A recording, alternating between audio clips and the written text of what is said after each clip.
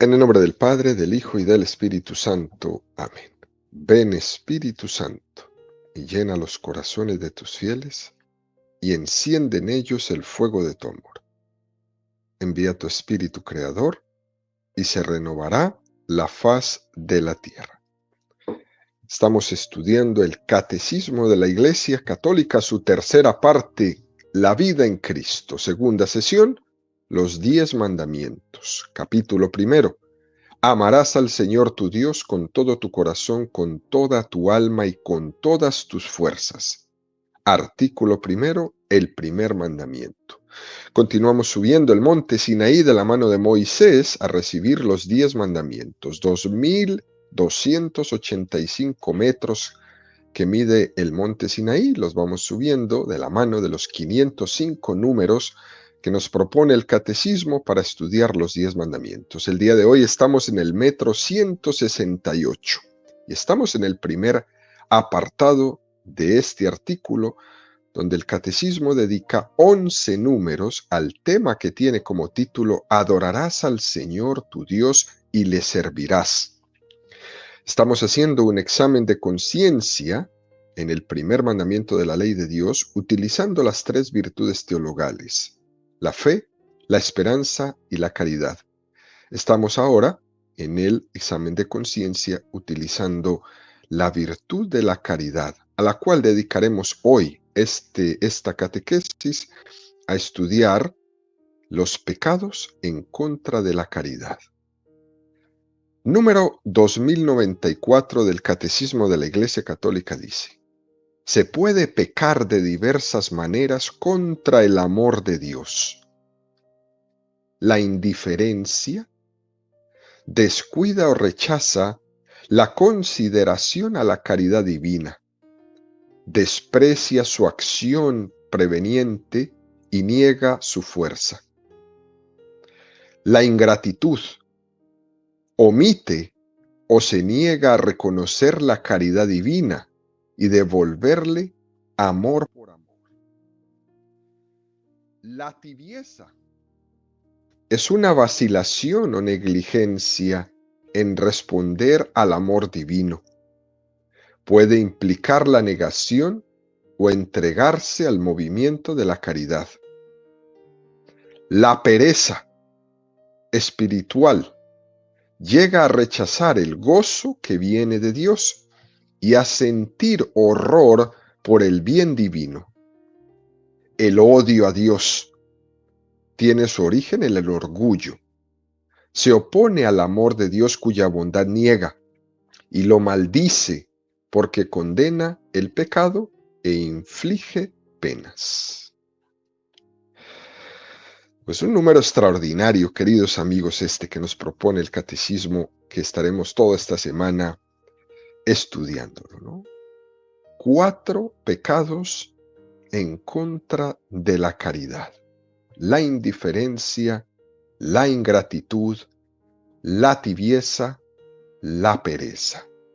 Y al final, en conclusión, todo esto nos lleva al odio a Dios.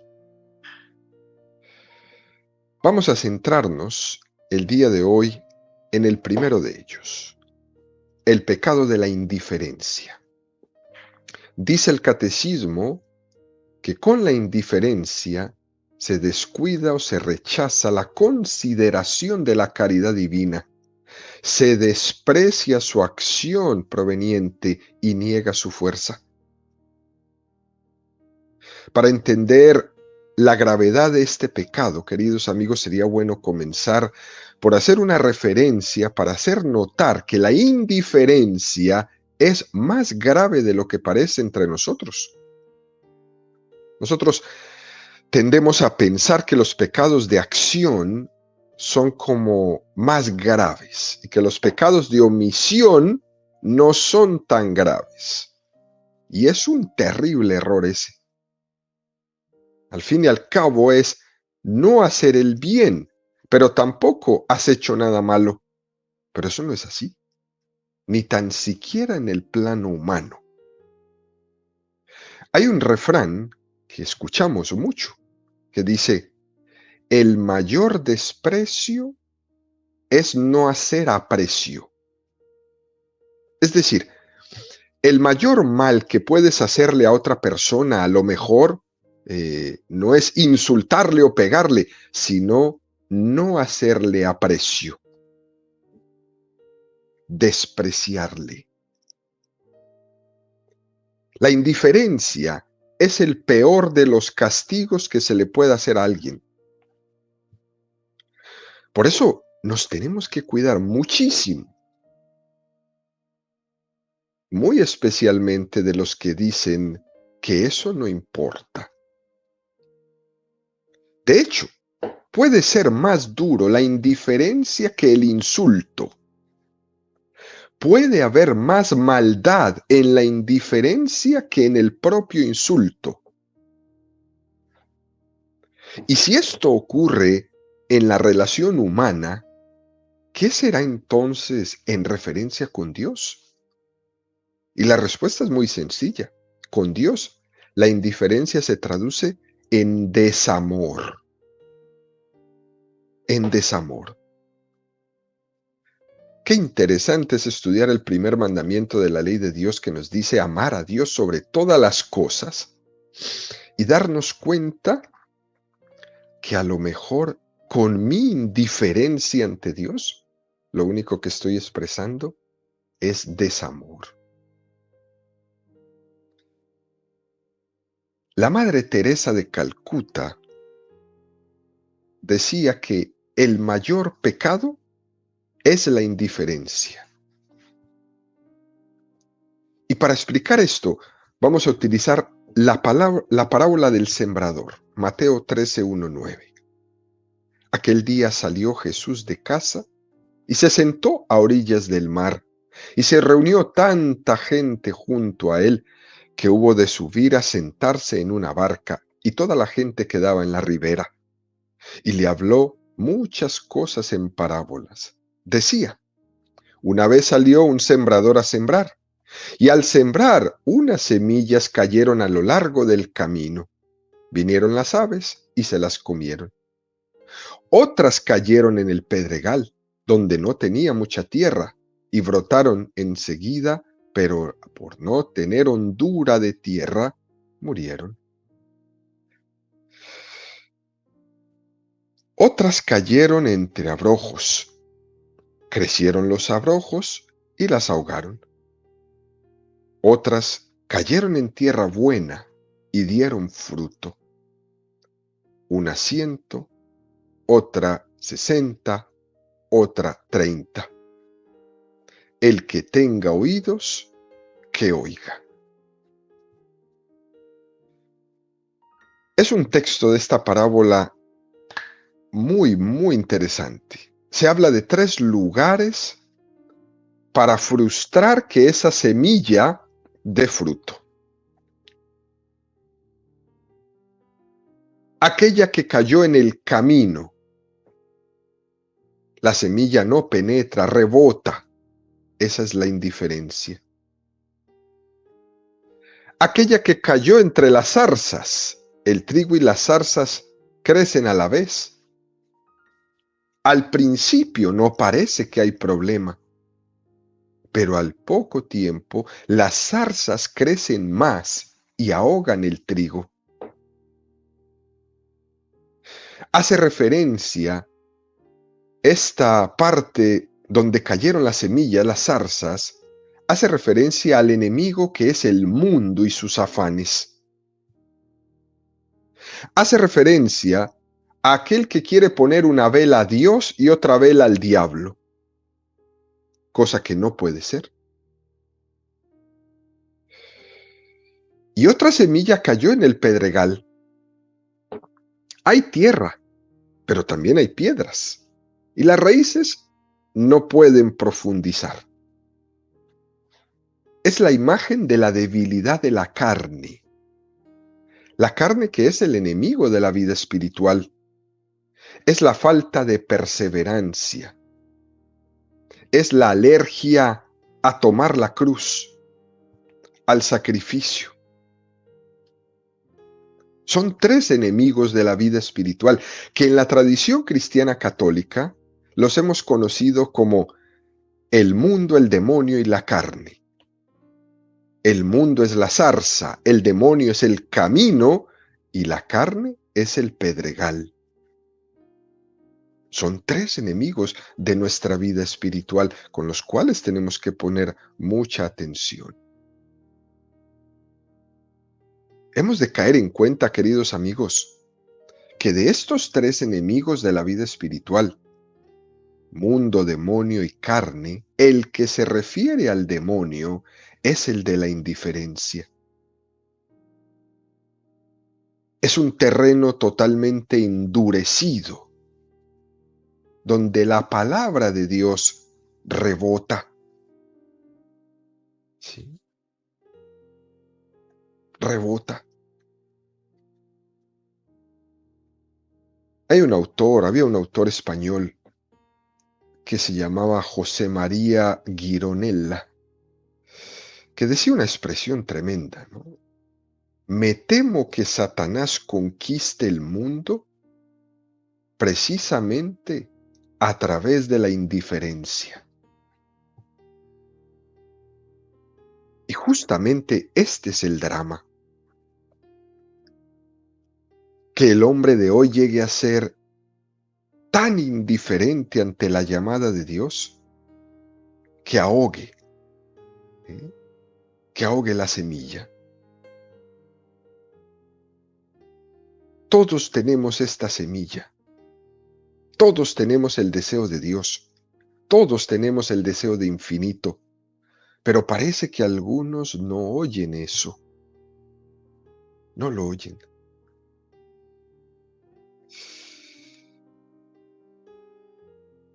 El demonio nos da la invitación a ser indiferentes ante el llamado del Señor. Y esta indiferencia nos hace muy débiles, a no ser valientes para proclamar el Evangelio.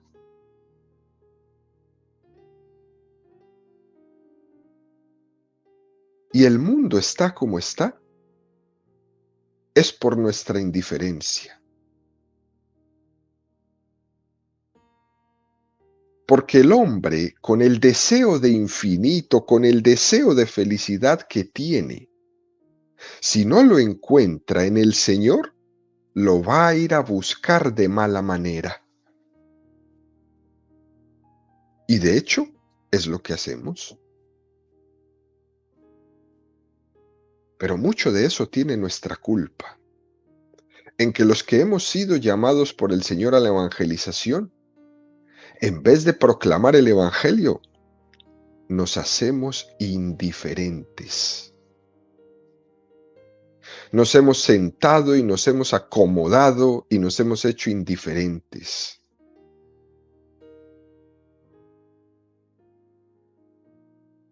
Y esto se aplica en todos los niveles. No hay nada más triste que ver un señor sacerdote indiferente. No hay nada más triste que ver un señor obispo indiferente. No hay nada más triste que ver un laico indiferente, un supuesto servidor del Señor indiferente. Esto es un examen de conciencia muy interesante. Porque es como el niño que se empacha de chucherías, ¿no? Dulces y dulces y dulces, ¿no? Y después cuando tiene que comer el plato de comida de sal, pues no tiene hambre.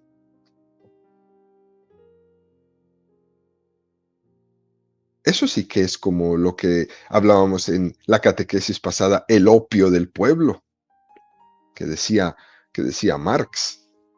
Estamos anestesiando esa hambre de Dios y esa sed de infinito, la anestesiamos con pan y circo. Estamos en una sociedad que se está adormilando y por ende adormila, anestesia esta llamada de Dios. Es una sociedad anestesiada que no quiere hacerse preguntas sobre su vida, sobre su presente, sobre su futuro, sobre la trascendencia. Es una sociedad que vive en la indiferencia y lo vemos así. La expresión "a mí que me importa". Y con eso ahogamos esa llamada que cada uno tiene dentro de sí mismo hacia Dios. Y estamos tan anestesiados que renunciamos a ver la realidad. Nuestra cultura usa la estrategia que usa el avestruz. El avestruz es un ave que cuando ve el peligro entierra la cabeza para no ver el peligro. Como no veo a nadie, piensa el avestruz que nadie le ve. Ya pasará el peligro y entonces cuando pase volveré a sacar la cabeza. Esa es nuestra sociedad. Escondemos la cabeza como el avestruz, pero el problema está ahí.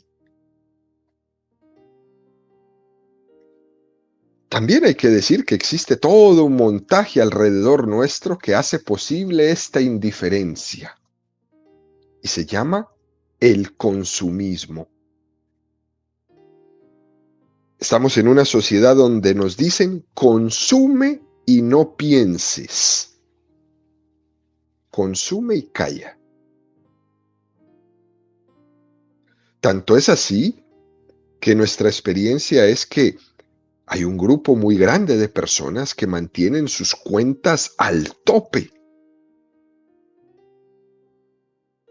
llenos de tarjetas de crédito al tope, no tienen más y siguen pidiendo y siguen gastando lo que no tienen. Consume y no pienses. Consume y calla. No te hagas preguntas. No hagas cuentas. Llénate de cosas, compra, sáciate. Carpe diem, ¿no? Vive tu día.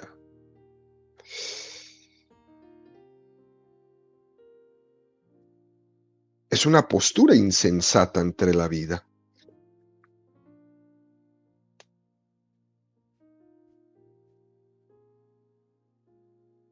El sentido etimológico y literal de esa palabra de insensato es sin sentido. Vivir y tirar para adelante sin buscar el sentido real de mi vida. Es una vida y una postura insensata.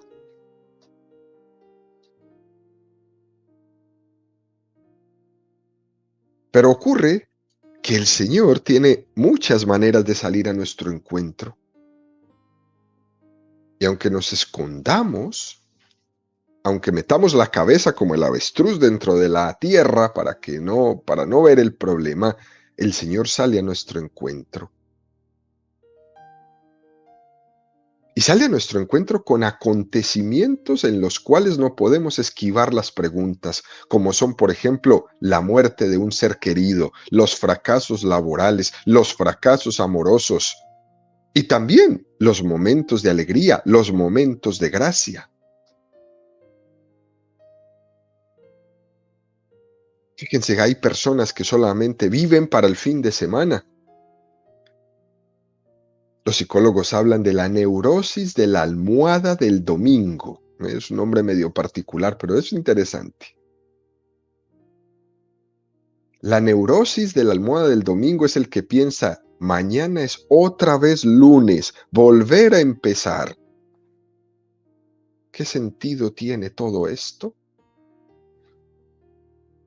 Y entonces es cuando el Señor nos está tocando nuestro corazón, que estaba en la indiferencia, y nos hace entender el sinsentido de esa vida refugiada precisamente en la indiferencia.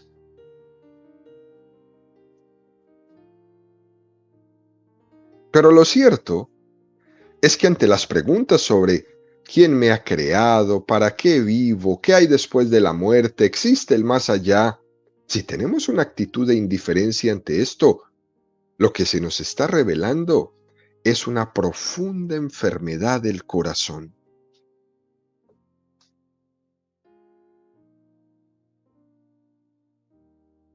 Recordarán ustedes a este filósofo ateo, Friedrich Nietzsche. Nada de cristiano era. Y Nietzsche dijo, no deja de ser una anormalidad el tomarse normalmente los problemas anormales. Queriendo decir Nietzsche que es un signo de una sociedad enferma, de una sociedad anormal, el que se tome como si no pasara nada las cuestiones claves y fundamentales de la vida. Si te preocupa más el que si te van a subir el salario, o dónde te vas a ir de vacaciones, o qué vas a hacer el fin de semana, si esto te preocupa más que el sentido que tiene tu vida, entonces tienes enfermo tu corazón. Esto lo decía un no cristiano, un ateo total. Es una llamada muy interesante esta que nos hace el primer mandamiento de la ley de Dios, a tener una pasión por la verdad. Frente a este pecado tan fuerte de la indiferencia, a esa semilla que cayó en el camino y rebotó y vino el maligno y se la llevó, tenemos que tener una actitud de pasión por la verdad.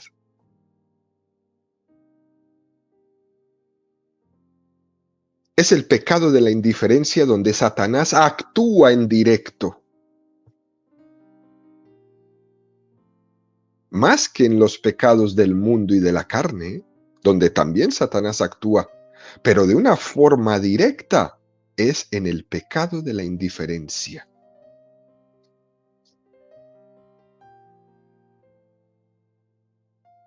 La indiferencia hoy día también tiene un aliado, es el relativismo, que está muy inculcado ahora en nuestra cultura, que no se valore la verdad, o que pongamos bajo sospecha la verdad. Cuando la gente dice todo es relativo, nada es una verdad, no existe una verdad absoluta, ahí tienes un aliado de la indiferencia. Y muchos se refugian ahí. ¿Y saben qué? Lo más curioso es que los relativistas, los que dicen que no existe la verdad o que no existe una verdad absoluta, etcétera, etcétera, creen que los que creemos en la verdad somos unos fundamentalistas, somos unos soberbios, que nos creemos poseedores de la verdad, ¿no? Eso lo escuchamos todos los días. Según los relativistas, ¿no? Lo humilde sería que es mejor que cada uno tenga su propia verdad. Pero eso de creer en la revelación, en que Dios nos habla, en que Dios se ha metido en nuestra vida, que tiene un camino para todos, según ellos, eso es soberbia. Y curiosamente, este relativismo hoy día con todas estas ideologías se presenta con la piel de la bondad, con la piel de la humildad, con la piel de la tolerancia, con la piel de la convivencia, con la piel de la inclusión. Y es increíble que se tenga la capacidad de vender un burro como si fuera un caballo de carreras. Es increíble que nos traguemos el cuento y nadie dice nada.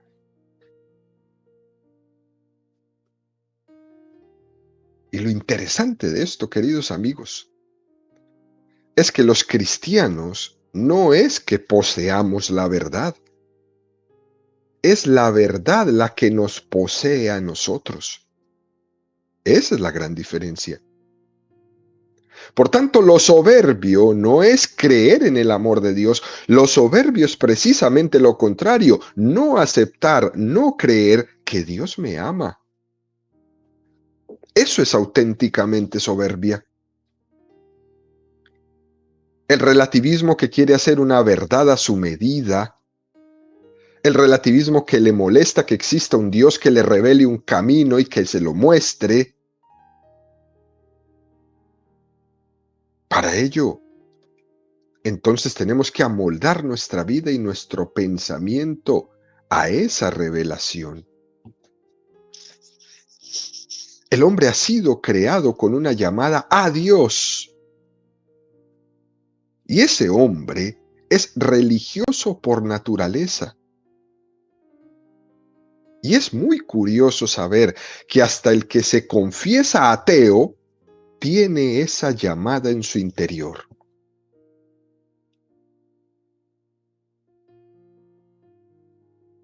Hay un pensamiento de un filósofo español llamado Alejandro Llano, por allá del año 1943, y acaba de morir ahorita el 2 de octubre del 2024. Decía Alejandro Llano, el hombre es libre a causa de la aspiración que lleva inscrita en la profundidad de su espíritu y que le conduce a Dios. Nosotros entendemos por libertad elegir entre una cosa y su contraria. Y él dice que la libertad no es eso. Dice que la libertad es la apertura que tiene el hombre en su interior. Es una cosa muy hermosa. La libertad no se define por la indiferencia entre el bien y el mal, sino por la atracción ejercida por el bien. Eso es lo que nos hace libres, que el bien nos atrae. Y el bien nos atrae a causa de esa llamada que Dios ha puesto en nosotros.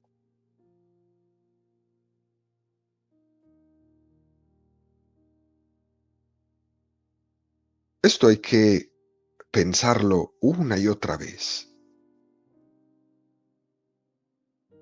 El bien nos atrae.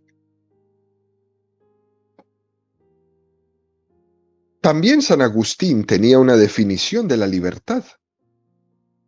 Desde ya el año 354 al 413, que fue la vida de San Agustín nos regala la definición de libertad. La libertad es la capacidad que tiene el hombre para el bien.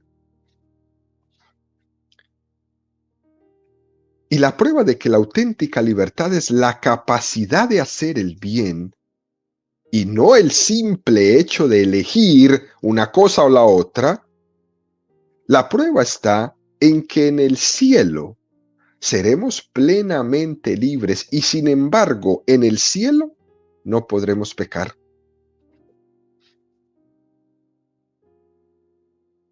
Cuando tendemos a este concepto de libertad profundo, nos libramos del relativismo y nos podemos defender frente al pecado de la indiferencia.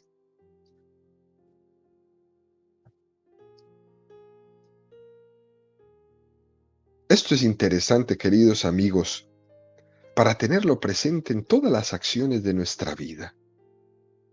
Cuando dialogamos con otra persona, tenemos la esperanza que esa persona pueda conocer esa verdad que yo pretendo presentarle, pero al mismo tiempo me abro a conocer la verdad que esa persona me pueda describir. Decía Benedicto XVI, Dios nos ha hecho libres, pero no nos ha dejado solos. Una frase muy preciosa. Nosotros entendemos la libertad como ir por cuenta propia y con autonomía, y entonces ya no hay camino. Cada uno se lo va haciendo a su propia medida. Pero Dios no nos deja solos. Él no nos deja solos. Para que nuestra libertad sea bien ejercida en la atracción hacia el bien. ¿Por qué esto? Porque es que, queridos amigos, la libertad sin la verdad se pervierte. La libertad sin la atracción hacia el bien pierde la vocación para la cual Dios la creó. Dios, que es amor, y nuestra libertad tiene que responder cada día a ese amor. Yo tengo que creer que Dios es amor. La libertad sin la verdad se va a pervertir. Por eso cada uno de nosotros está llamado a confesar libremente al que es el autor de la verdad, Dios. No podemos ser indiferentes ante todas las cuestiones trascendentes de nuestra vida. Sería un pecado muy grave en que el hombre, que ha sido creado a imagen y semejanza de Dios, se muestre indiferente ante su Creador. Y ese es el drama moderno. Tantos hombres y mujeres alrededor nuestro indiferentes ante Dios porque no creen en que Dios los ha creado, no han aceptado en que son criatura de Dios, que los hizo a su imagen y semejanza. Y qué triste. Y se les nota incluso en el rostro. Cuando una persona no acepta que Dios es su creador, se le nota inmediatamente la amargura de vida que vive. Aunque por fuera quizás muestren una sonrisa todo el tiempo, en el fondo le rascas tantito y te das cuenta que la indiferencia los vacía. ¿Eh? Y a Dios le duele nuestra indiferencia. Mucho. Incluso podríamos decir que la indiferencia es más fuerte que la rebeldía. ¿Se acuerdan ustedes de Job, que estaba quejándose ante Dios? Job 3:3, que decía: maldito el día que vi la luz. Ojalá hubiese muerto en el vientre de mi madre. Así renegaba Job. Job se estaba rebelándose contra Dios, pero no era indiferente frente a Dios. Job, aunque fuera en rebeldía, estaba hablando con Dios. Es muy diferente la indiferencia a la rebeldía. Por tanto, queridos amigos, no podemos permitirnos ser indiferentes ante el amor. No podemos permitirnos ser indiferentes ante la verdad. Y no podemos permitirnos ser indiferentes ante la libertad.